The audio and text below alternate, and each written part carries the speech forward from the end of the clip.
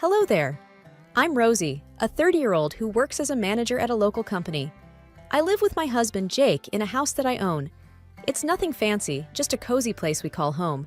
I guess you could say I'm a pretty modest person, not one to make a fuss. I have a lot of patience, which has always been a strength of mine, or so I thought. Jake and I get along really well. He's a great guy, supportive and kind. We've been married for a few years now, and it's been mostly smooth sailing. Well, except for one little, actually, not so little issue. His parents, Robert and Susan. Now don't get me wrong. I understand the importance of family. But Jake's parents, they're a whole different story. They're very direct people, the type who say whatever is on their mind without thinking about how it might affect others.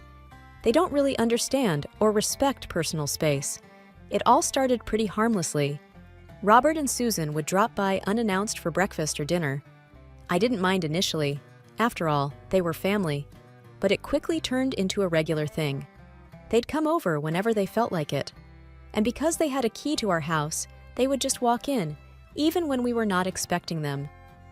One day, I was in the bathroom getting ready for work, and suddenly, I heard someone in the house. I peeked out and saw Susan in the kitchen. "Morning, Rosie. Thought I'd surprise you with breakfast," she said cheerfully. I remember forcing a smile and thinking, this is getting a bit much. Jake, bless his heart, tried to talk to them about it.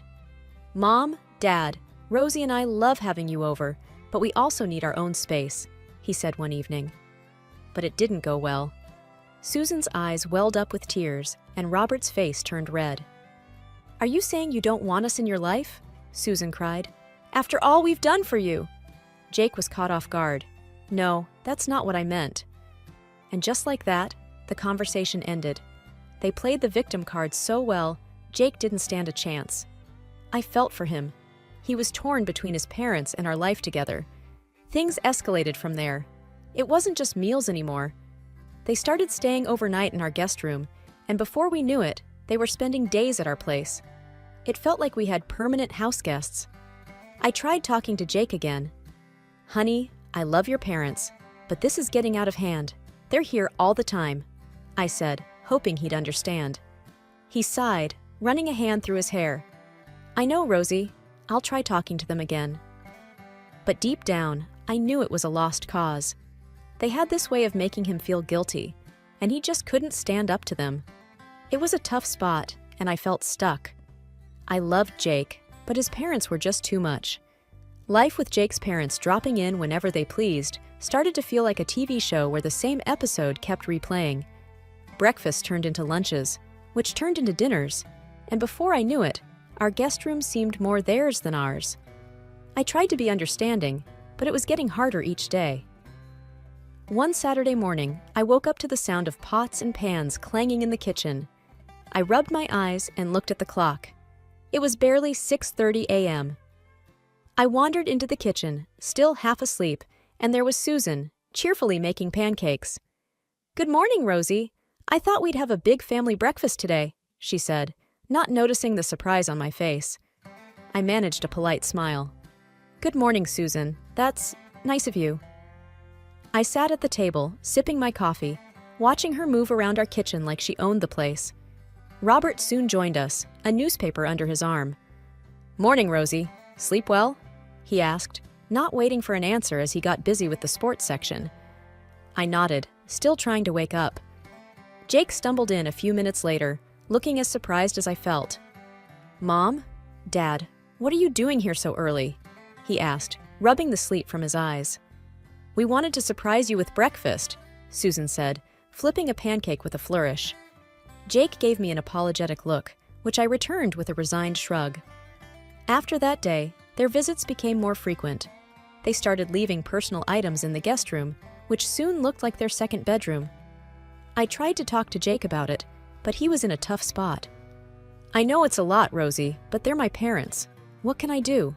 he'd say, looking genuinely torn. I nodded, trying to be understanding. "I get it, Jake, but we need our own space too."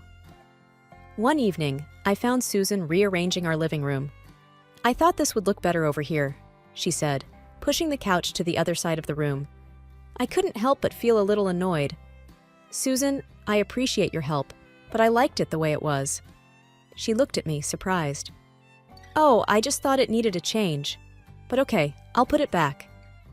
I watched as she reluctantly moved the couch back, feeling a bit guilty for snapping at her. Things came to a head one night when I came home from work, exhausted, only to find a small gathering in our living room. Robert and Susan had invited some friends over without telling us. "Rosie, dear, we thought we'd have a little get-together. Hope you don't mind," Susan said, handing me a glass of wine. I looked around at the unfamiliar faces in my living room and felt my patience wearing thin. "Actually, Susan, I do mind. Jake and I had plans tonight." The room went silent, and Susan's face fell. "Oh, I didn't realize. We'll wrap this up then." Jake came to my rescue. "Yeah, Mom, we had a quiet evening planned. Maybe check with us next time?" They ended the gathering shortly after, but the damage was done. I felt like a stranger in my own home, and it was clear something had to change. I tried talking to Jake again. "This can't go on, Jake. We need to set some boundaries with your parents." He nodded, looking more determined this time. "You're right, Rosie. I'll talk to them. This is our home, and we should feel comfortable in it." The breaking point came when Jake and I planned a short holiday. We needed a break, a chance to recharge and get away from everything, including the constant presence of his parents in our house. I was really looking forward to it. "We'll be gone for a week, just the two of us. It'll be nice," I said to Jake as we packed our bags. He smiled, wrapping his arm around me. "I can't wait. We need this, Rosie." We informed Robert and Susan about our trip, expecting them to understand. "We're going away for a week. Just wanted to let you guys know," Jake told them over dinner. Susan looked surprised. "A whole week?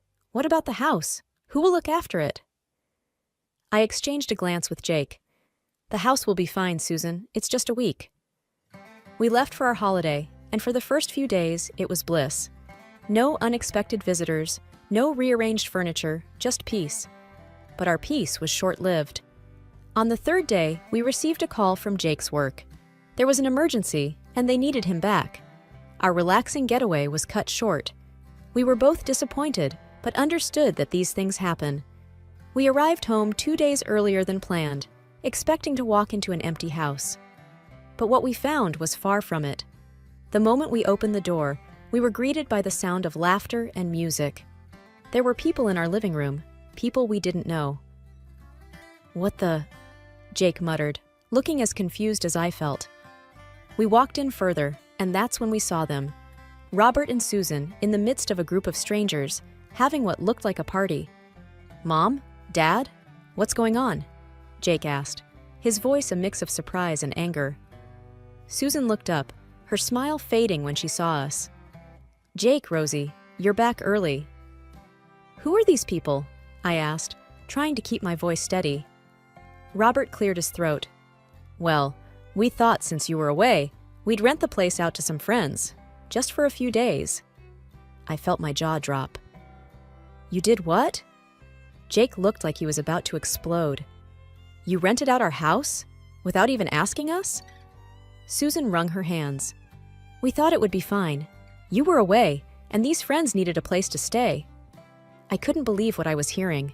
They had turned our home into a rental property without our permission. The nerve of it all left me speechless. Jake was fuming. "Everyone out. Now," he said, his voice leaving no room for argument. The strangers gathered their things, murmuring apologies as they left.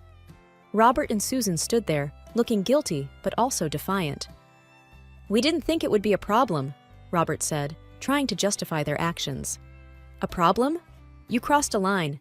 This is our home, not a hotel," Jake said, his voice shaking with anger. I stood there, watching the scene unfold, feeling a mix of anger, disbelief, and disappointment. This was it. This was the moment when I realized things couldn't go on like this. Something had to change, and it had to change now. After the house was cleared, Jake and I sat down with his parents. "This can't happen again. You can't just use our house like this," Jake said, trying to remain calm. Susan started crying. "We didn't mean any harm. We just thought—" "No, Mom.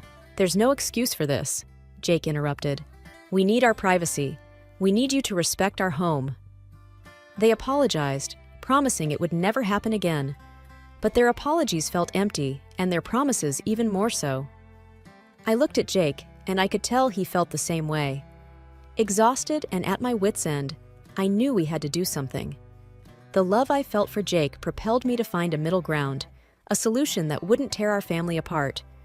The constant invasions by his parents were suffocating, and it was time to reclaim our space.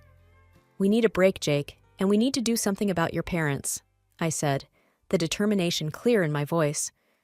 Understanding the gravity of the situation, Jake nodded. "You're right. Let's plan a weekend getaway. But first, let's change the locks. They can't keep walking in like they own the place." So, before our much-needed escape, we executed our secret mission. Replacing the locks felt liberating, like we were finally setting boundaries that should have been there all along. With the new locks in place, we packed our bags. Before leaving, I suggested, "Let's turn off our phones. No distractions, no calls, just us." Jake agreed without a second thought, and we left for our weekend retreat, phones off, hoping for a few days of peace. Our weekend was a slice of heaven. We laughed, shared stories, and for a while, the chaos of our life seemed a distant memory. But as we prepared to head back, a nagging sense of uncertainty crept in. On our drive home, we finally turned our phones back on. Almost immediately, my phone rang. It was a number I didn't recognize. "Hello?" I answered hesitantly. "This is Officer Daniels. Am I speaking with Mrs. Rosie Thompson?" A stern voice inquired. "Yes, this is she," I replied, my heart starting to race. "I'm calling about an incident at your residence. We have detained several individuals who broke the locks and entered your home." My mouth went dry. "Broke the locks? Entered our home?" "Yes, ma'am. It appears they were trying to gain unauthorized access. We have them at the station." I glanced at Jake, who was listening intently, his expression a mix of shock and confusion. "We'll be home soon, officer. Thank you for letting us know," I managed to say, trying to keep my voice steady. Hanging up, I relayed the information to Jake. His grip on the steering wheel tightened, and he let out a long, deep breath. "Who would do that? And why?" I whispered, a sense of dread washing over me. "We'll find out soon enough," Jake replied, his jaw set firmly. As Jake and I drove home, the weight of uncertainty was heavy in the car. We both knew that whatever awaited us at home was bound to be unpleasant. The thought of strangers breaking into our home was unsettling, but deep down, I had a nagging suspicion about who might be involved. "We should have seen this coming," Jake said, breaking the silence. "Changing the locks was bound to set them off." I nodded, knowing he was referring to his parents. "Let's just deal with it and move forward. We can't let this ruin what we've built." Arriving home, we found a police car parked outside. My heart sank. This was real. Officer Daniels, a tall man with a stern face, greeted us. "We caught them trying to break in. They were quite adamant about getting inside," he explained. "Who were they?" Jake asked, though his tone suggested he already knew the answer. "It was your parents, Mr. Thompson, and some of their friends," Officer Daniels replied. Jake's face turned pale. "My parents? But why would they—" "It seems they were unaware of the lock change. When they couldn't get in, they tried to force their way," the officer continued. I could see Jake struggling to process the information. His parents had crossed a line, and there was no turning back. "Can we see them?" I asked, my voice barely above a whisper. "They're still at the station. You can talk to them there if you wish." Jake and I exchanged a look, a silent agreement passing between us. We needed to face this head-on. At the station, we found Robert and Susan sitting in a small room, looking both angry and embarrassed. Their friends were there too, looking equally uncomfortable.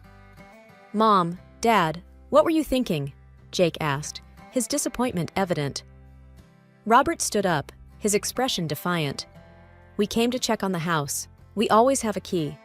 Why did you change the locks without telling us?" "It's our house, Dad. You can't just come and go as you please.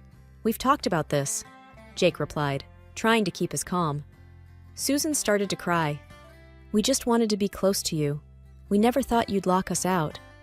"It's not about locking you out. It's about respect and privacy. You can't break into our house because you feel entitled to it, I said, finding my voice. Their friends looked on, awkward and silent, clearly regretting being part of this mess. We're sorry, but we didn't know what else to do, one of them mumbled. Officer Daniels stepped in. We understand it's a family matter, but breaking and entering is a serious offense. We need assurances this won't happen again. Jake looked at his parents, a mix of sadness and resolve in his eyes. This can't happen again, Mom and Dad. You need to understand boundaries. Robert and Susan nodded, the reality of the situation finally sinking in. We left the station with heavy hearts. The drive back home was quiet, each of us lost in our thoughts.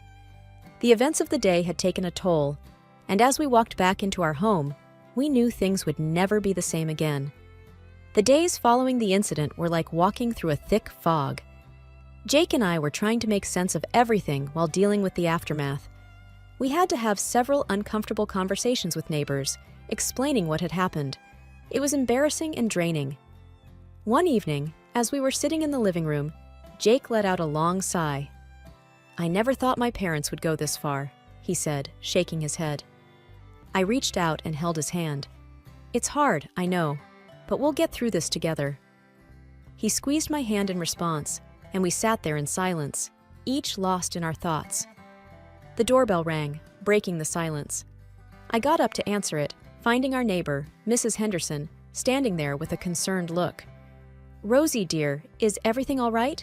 We saw the police the other day, she said, her voice full of worry. Yes, Mrs. Henderson. It was a family issue, but it's under control now. Thank you for checking in, I replied, offering her a small smile. She nodded, still looking uncertain. Well, if you need anything, you know where to find me. After she left, Jake looked at me. Maybe we should have a small get-together. Invite the neighbors, clear the air. What do you think? I thought about it for a moment. That's a good idea. Let's do it this weekend. The preparations kept us busy, and for a brief time, it felt good to focus on something positive. We invited a few neighbors, keeping it small and casual. The day of the get-together arrived, and our guests slowly trickled in. The atmosphere was light, and the conversation flowed. It was a much-needed distraction. During the evening, Mrs. Henderson approached me. You two are such a lovely couple. It's a shame about the trouble with your in-laws. I gave her a reassuring smile. Thank you, Mrs. Henderson. We're handling it the best we can. As the evening wound down, Jake and I felt a sense of relief. The event had served its purpose, easing the tension in the neighborhood. The past few weeks had been a roller coaster, but Jake and I knew what needed to be done. Setting boundaries was the only way forward. We sat at the kitchen table, carefully drafting the rules we felt were necessary for our sanity and the health of our relationship. We can't just go on like this, Jake. It's time for a change, I said firmly, pen in hand. He nodded, looking somber. I know. It's just going to be tough. Once we were ready, we invited Jake's parents over to discuss the new rules. The atmosphere was tense as they sat down in our living room. Jake cleared his throat, and I could see his hands were trembling slightly. Mom, Dad, we need to talk about some changes we're making, he began, his voice steady despite his nerves. His parents looked at us, their expressions a mix of confusion and concern. We've decided to set some boundaries regarding your visits to our house, I continued, trying to sound as calm and composed as possible. Robert, Jake's father, raised an eyebrow. What kind of boundaries? Jake took a deep breath. First, we need you to call and ask before coming over. No more unexpected visits.